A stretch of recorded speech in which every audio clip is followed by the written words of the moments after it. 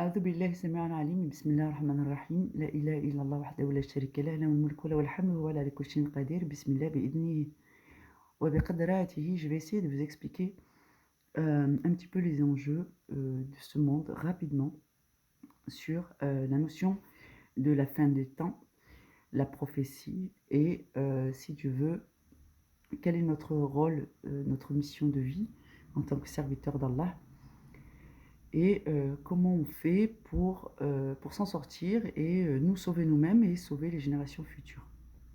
Alors, ça va être un peu compliqué.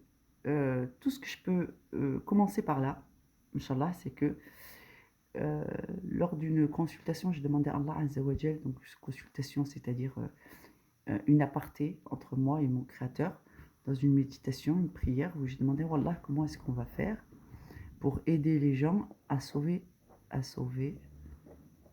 donc l'humanité de Dajjal, de l'égarement, de la tromperie de ce monde, enfin bon, tout ce qui appartient à la marque de fabrique de l'Antéchrist. Sauver l'humanité de Dajjal et de la fin des temps. Donc,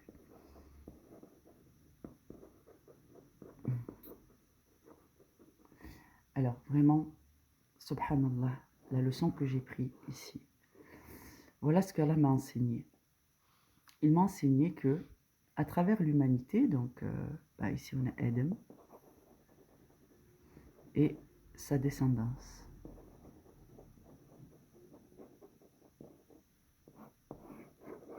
Allah en a fait des soldats parmi les hommes. Ils sont censés enseigner aux djinns, d'accord, les humains. Ils ont reçu le tribut. Donc ça c'est bien sûr, c'est la volonté d'Allah. Donc c'est Allah qui a décidé tout ceci à la prophétie émanant d'Allah. Allah a donné le tribut aux hommes, vraiment c'est important, aux hommes et à sa descendance. Et donc c'est nous qui allons révéler, nous avons reçu le Coran, d'accord, l'obéissance, la guidée et la miséricorde, c'est-à-dire qu'Allah nous a fait calife. D'accord. Donc quand nous restons dans l'obéissance, nous allons exercer la religion d'Allah du mieux que nous pouvons et transmettre aux générations futures, aux hommes et aux djinns. Donc, Allah fait des soldats parmi les djinns. Donc, parmi les armées des cieux et de la terre, il y a les anges, qui sont les soldats d'Allah, il y a les hommes, il y a les djinns. Ça, c'est pour faire court. Donc, comment on fait pour lutter, nous, prendre notre part dans la guerre qui fait rage depuis Adam salam, jusqu'au dernier homme, en sachant que la prophétie mène vers la fin des temps indubitablement. Eh bien, Allah nous enseigne que chacun d'entre nous doit faire sa part sur son temps de vie. Donc, chacun d'entre nous, ici, bon, admettons, moi je m'appelle Barbara, ok, je suis née en 78, aujourd'hui j'ai 46 ans, et je cherche ma position dans le monde, j'essaye de comprendre ce qu'Allah attend de moi, et ainsi de suite. Donc ça fait 46 ans que j'évolue. En 46 ans, j'ai appris qu'il y avait des règles, voilà, faire le bien, ne pas faire le mal, et ainsi de suite. Mais je n'ai pas compris tous les enjeux. Eh bien, figurez-vous que pendant cette période de vie, disons que si l'espérance de vie de Barbara est en moyenne de 86 ans, dans ses 46 ans, elle aura appris le bien. Elle aura appris le mal. Elle aura cheminé. Elle aura fait des erreurs. Elle aura vécu des épreuves. Et Allah l'aura aidé à dépasser, ces épreuves. Barbara dépasse ses épreuves et puis à un moment donné, elle cherche un sens nouveau à sa vie. Elle se dit, voilà, maintenant je vais bientôt avoir 35 ans. J'aimerais me rapprocher de ce que j'ai appris, Donc le bien, c'est ce que je préfère, le mal, c'est ce que j'aime le moins, et ainsi de suite. Elle va chercher la vérité. Donc à partir d'un moment donné, vers à peu près, je ne sais pas quel âge, ça dépend des individus, elle va se mettre en quête. Donc elle va commencer à avoir une quête. À travers cette quête, subhanallah, elle va chercher donc la vérité ou la justice. Enfin, il peut y avoir différents biais. Et à travers ça, elle va profiter de la guider. Quand elle aura trouvé la vérité, la guidée, elle aura eu l'assurance que la voie d'Allah est la bonne voie, donc elle va gagner en assurance, elle va commencer à se perfectionner. Et elle va se rendre compte qu'à travers les enseignements d'Allah, eh ben, elle a le mode d'emploi en fait. Le mode d'emploi qui fait que ça lui va bien. Elle arrive à relativiser, à gérer ses émotions, à se purifier, à se nettoyer, à dépasser les épreuves, voyez, et ainsi de suite. Et donc, au-delà de elle-même, donc là, on est un peu dans un schéma un peu d'égoïste. Donc voilà, moi je veux réussir, moi je veux pas, ainsi de suite. Et ensuite, à partir de là, puisqu'on a des liens, on va commencer à se rendre compte que le chemin qu'on a pris nous fait voir, y compris les erreurs d'autrui. Donc là, on va commencer à devenir préoccupé de ce qui peut arriver aux autres. Et c'est à partir de là qu'on va commencer à se dire, ben en fait, si on veut tous vivre bien, il faut que les gens puissent profiter des bienfaits que j'ai reçus. Moi, j'ai compris comment ça marche, donc je veux transmettre. Donc on arrive à la transmission. C'est ce qui arrive quand on a des enfants, par exemple, et que nous, on n'était pas trop soucieux de ce que nos parents voulaient nous enseigner. Mais dès lors que nous sommes devenus nous-mêmes parents, nous prenons la mesure, la pleine mesure de l'importance de transmettre toutes les choses qui font qu'on peut être autonome, indépendant et réussir sa propre existence. Donc à travers de là, la transmission, et puis on va bien sûr rappeler l'importance d'Allah et de sa religion, la religion de l'unicité.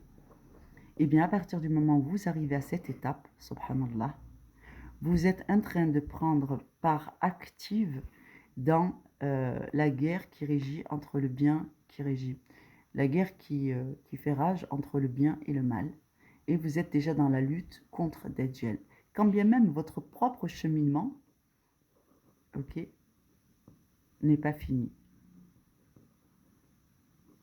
Donc même votre cheminement, lui, n'est pas terminé.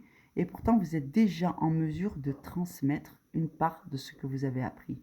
Plus vous allez cheminer, plus vous aurez des choses à transmettre. Plus vous allez cheminer, plus vous aurez des choses à transmettre.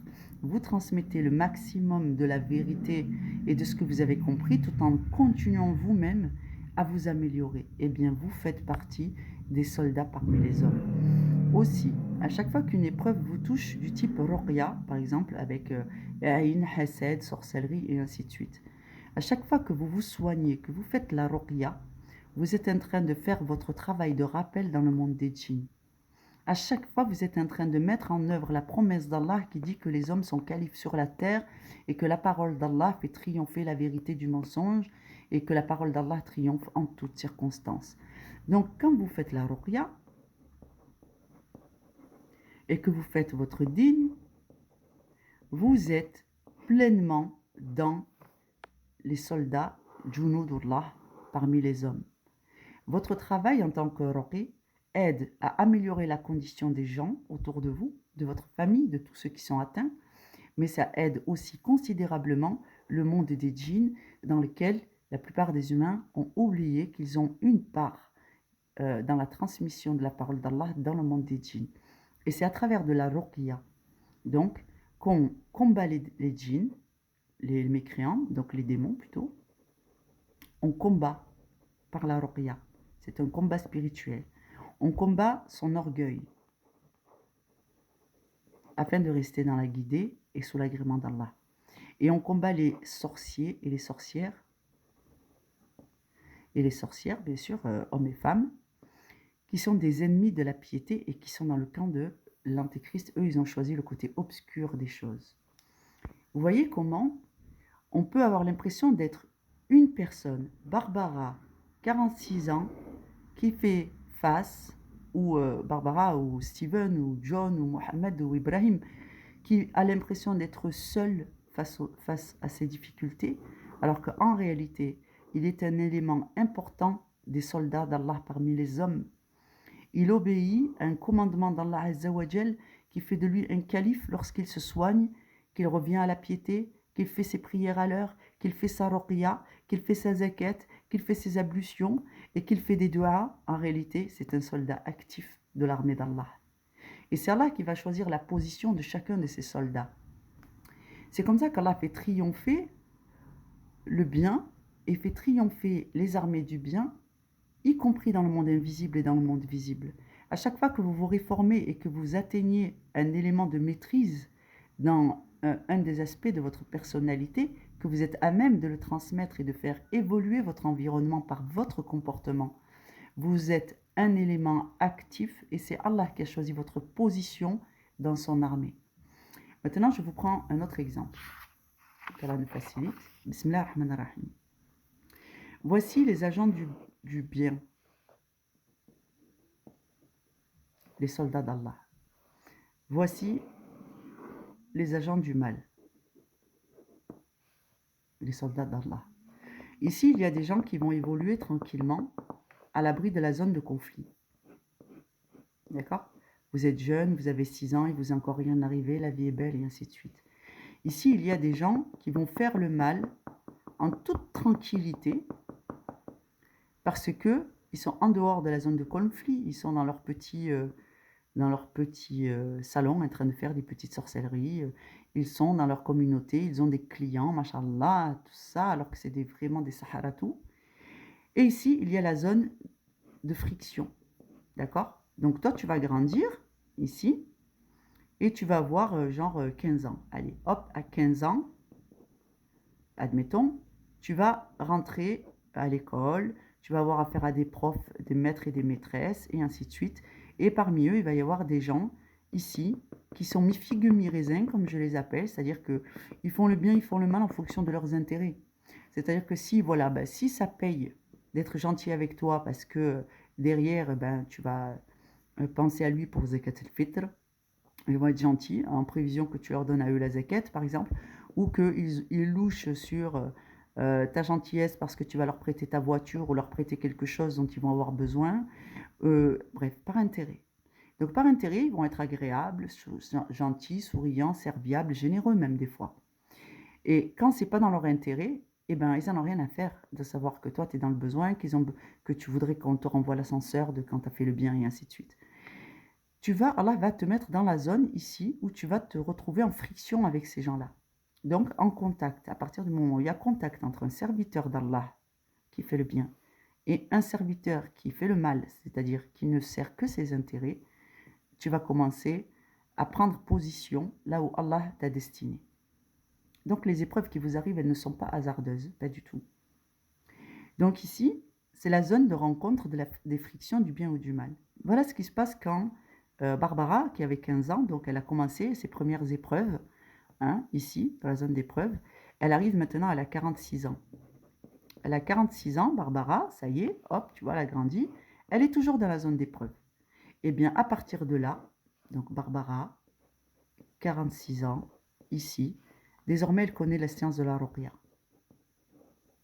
Elle connaît la science des invocations. Elle sait se protéger par la salate et par l'humilité. Elle sait maîtriser ses émotions.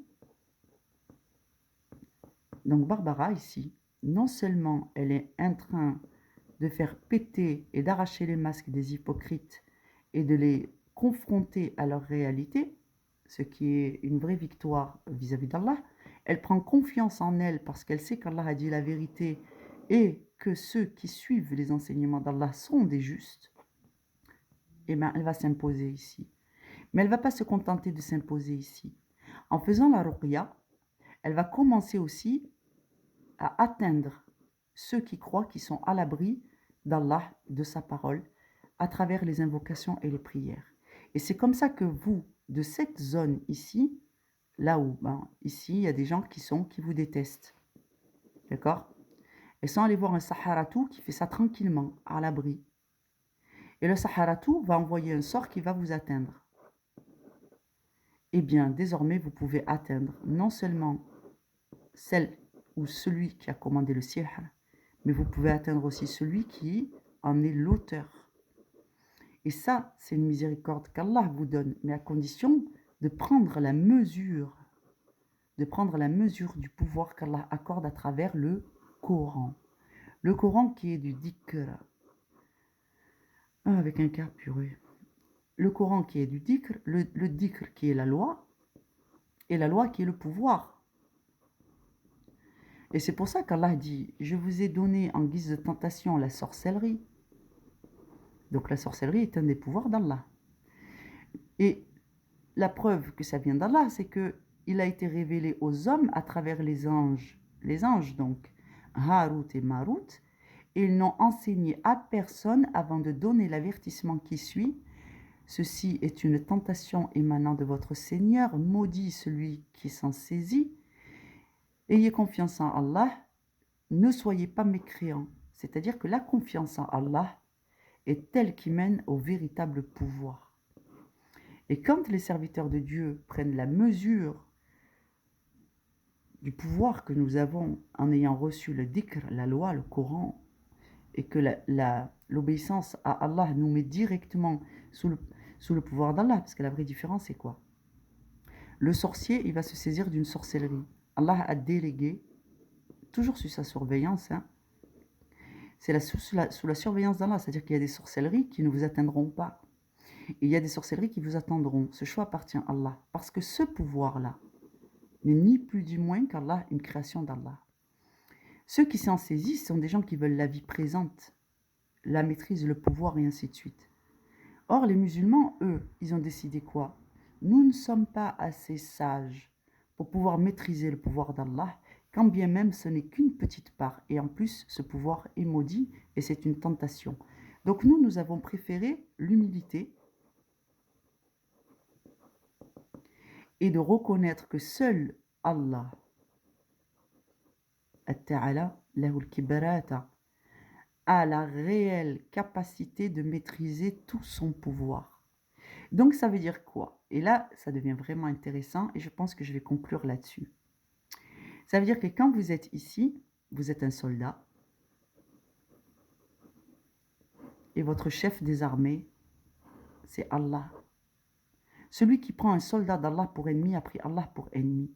Croyez-moi, c'est le plus redoutable. Donc, il n'y a rien de personnel à proprement dit quand quelqu'un vous atteint d'une sorcellerie. Oui, c'est personnel.